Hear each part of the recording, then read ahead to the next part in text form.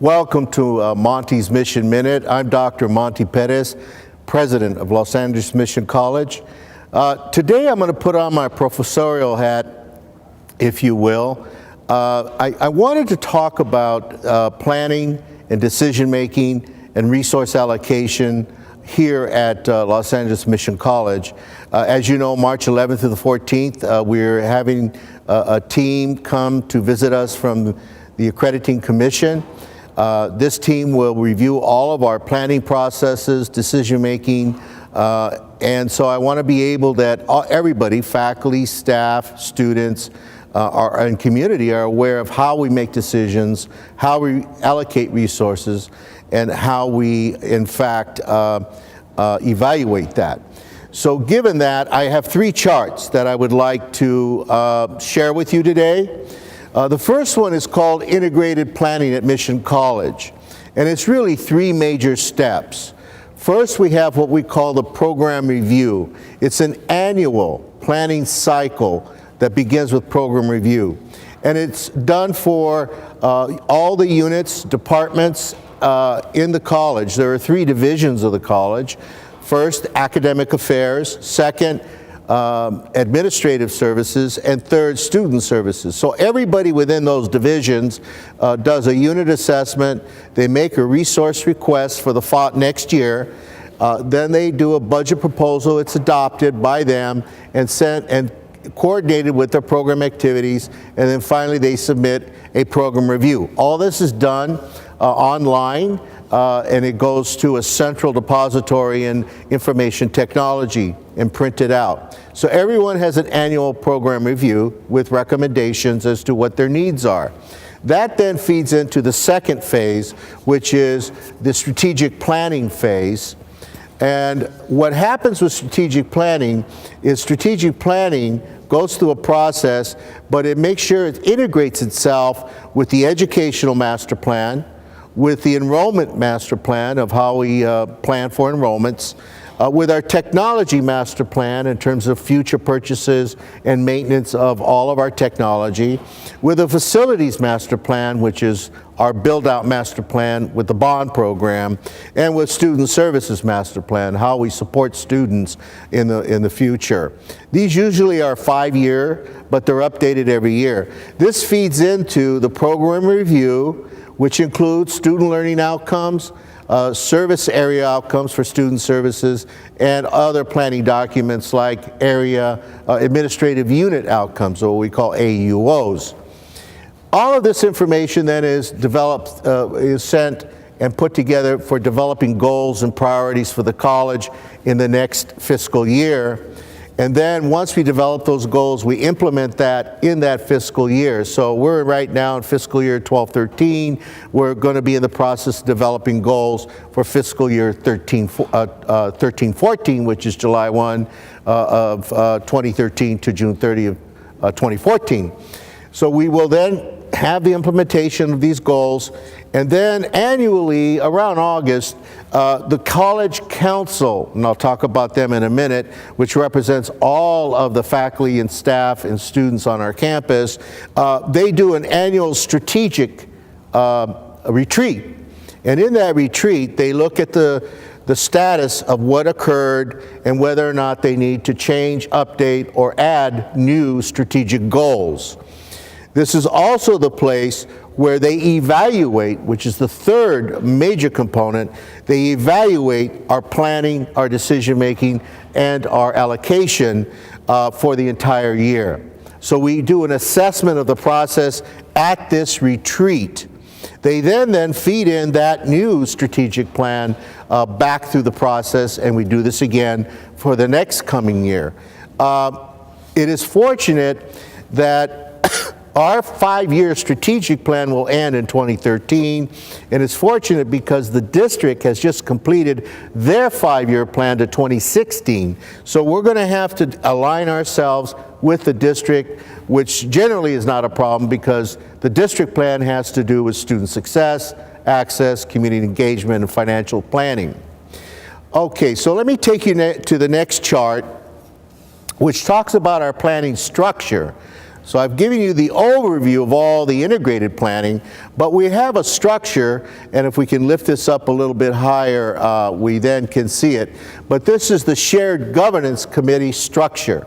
Now, shared governance is something very important to Mission College, and that is in the planning and decision-making and resource allocation, we want to make sure that we have faculty, we have staff, and students involved in making those recommendations so we can indeed move forward as a community college and as a group that's working together. So as you see, we have here my position, college president, but it really starts down with the planning processes that I discussed earlier in terms of those master plans. We have a student services committee. We have a professional staff development committee, which looks at, opportunities for staff and professional faculty development training. We have our facilities planning committee. We have our budget and planning committee. And we have our technology committee and our educational planning committee, which is our educational master plan. They meet ongoing during the year. They look at issues that may arise that need to be addressed, or new initiatives that a single faculty member or a staff member or a student might bring to their attention. For instance, there may be some interest to change an office or change the purpose of an office, repurposing a space. That would go to the Facilities Planning Committee. Or there may be an interest to do a different kind of technology configuration, order Macs instead of personal computer. That would go to the Technology Committee. Or we may want to look at some initiatives in career technical education. That would go to the Educational Planning Committee. They then review it and they make recommendations to the College Council. The College Council is represented by the AFT Faculty Guild, the AFT Staff Guild, the Academic Senate, and as well as other departments and administrators and students. Now, this little box here is called the Shared Governance Task Force. What their role is to help these individual committees evaluate themselves and see how they're doing their work and whether or not their work is being, cross-fertilization is taking place between all these committees. Obviously, if you're planning for a new building or a new classroom, you're going to need money. So budget and planning will have to be part of that decision. Now, part of the College Council also is to assist with the important, vital work of the college, and we have two important committees. The Enrollment Management Committee, which is an ongoing committee to look at planning our enrollments as financially we prepare for the next year. In other words, our enrollments have to match our dollars. So that's what the Enrollment Management Committee does, and fortunately we're in a better situation since Prop 30, so we are planning for growth. But planning for growth means you have to be careful on how you grow so your expenditures are met with your income. Then you have an Accreditation Steering Committee. This committee was developed by the College Council to help us through the accreditation process. They've been meeting since last spring, a year ago, in developing the self-evaluation, in developing also preparing our faculty, staff, and students for the visit, March 11th to the 14th of this month, as well as follow up with all the action plans that we recommend. Now, all of this information, this chart and the previous chart, is on Monte's Minute today, but there is a link to our home website, our homepage, that says Accreditation 2013. All this information will be there, and you can review it very carefully, and that that link in our website will indeed give you the self-evaluation. It'll give you the planning committees. It'll give you all the evidence, the minutes, agendas, and so forth of all these committees. Then finally, all this information goes to the College Council, which represent the entire college. They then will hear it and will get recommendations. If they approve their recommendations, they send their recommendations to the college president. Now, meanwhile that's going on, the college president, the Academic Senate, and the AFT faculty, staff guilds, the Work Environment Committee, and other employee employee bargaining units such as Teamsters, SEIU, and Supervisors Union. They meet with the president monthly in a joint consultation. Now, the Academic Senate is a cornerstone of any community college in the state of California, and if not the nation. This is a faculty senate that reviews curriculum as well as faculty hiring, and develops a prioritization for future faculty hiring and makes sure that the curriculum is updated and developed. So the Senate plays a very key role in all the aspects of the college. They are represented here at the College Council in all of these areas for decision making. Recommendation goes to the college president, and it's up to the college president either to receive, accept, and adopt the recommendation, revise the recommendation, or not accept the recommendation. Okay, so that's gives you an idea. The legend here: policy decisions are made with regard to curriculum by the Senate, faculty hiring. The College Council makes policy decisions. Recommendations in blue show how the recommendations flow, as well as the communication between the Senate president and the unions. So finally, I want to show you the most important. You're probably asking, okay, all this is well and good, but how do we distribute resources? Well, we have the Los Angeles Mission College Resource Allocation Approval Pathway. And what this is showing you, this chart, is how everything is tied together through our planning process, our decision-making process, our recommendation process, finally to me, in terms of allocation of resources. Remember, we do a program review, as I showed you in the first chart on integrated planning. They make requests, and these requests then go to the various divisions: Academic Affairs Division, Student Services Division, the Administrative Services Division, and believe it or not, the President has some requests as well that for the people that report to me. These then go to the Vice Presidents and me, and what we do is we review the priorities and we submit resource requests to budget and planning. So the division managers, Vice President, the three Vice Presidents and myself will submit recommendations or our priorities to budget and planning.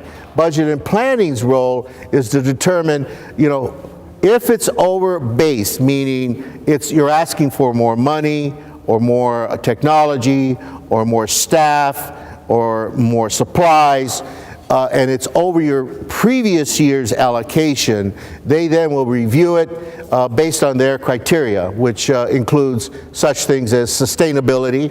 Will it sustain itself? In other words, if we give you more money this year, can you afford it the following year?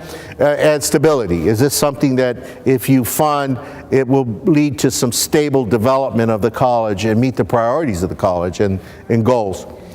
Budget and planning gets those requests. Now, those requests that have to do with space, because some of the program review, you may want more space, you may want more furniture, you may want to have additional offices. That has to go to facilities planning, who in turn do the same thing. They determine if the request is based on stability and space requirements of programs. There are some specific statewide regulations regarding office space, regarding staff space, regarding gymnasiums, and on different kinds of space that is used, labs, computer labs, and so forth.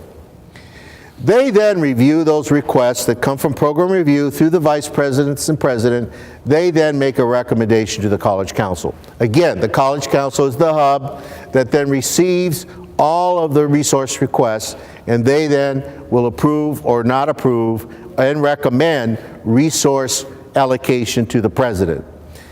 I then will review the resource allocation and approve it, revise it, or ask them to do more work on it if there's areas that I think need to be further investigated. So this gives you an idea how resources, the key to all this is once the president has made a decision and we have a budget, resource allocation, all of that information has to come back to the program review, in other words, the units in student services, the departments in academic affairs, and the units in administrative services. This is your allocation, and this is what you can do. That usually happens in the way of the Administrative Services Office, where we have the Vice President and our Chief Financial Administrator communicating the budget to every department, every unit for the next fiscal year. We expect this process to be completed in time for July 1 of 2013, so everybody knows what their budget will look like by then. The reason why we have to do it at that time is because we're still finishing up this fiscal year of 2012-13, and funding, usually in terms of purchases and actual procurements and the final numbers, usually are not available till June. So we have a better idea of what we have available for the next fiscal year as we move forward. So, resource allocation, our shared governance process and planning, and finally, it's all integrated in integrated planning. And finally, let me say this. We evaluate ourselves. If the process is not working, or if the process needs improvement, annually we look at it in the college retreat, or college council retreat, and make some adjustments.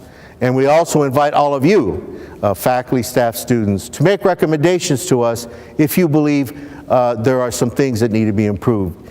This is a continuous improvement. We want to make sure that our planning meets the future needs of our students, and that our planning and decisions and resources will indeed ensure student success for Los Angeles Mission College, the community, and students that we serve. Thank you so much, and I appreciate you watching this video.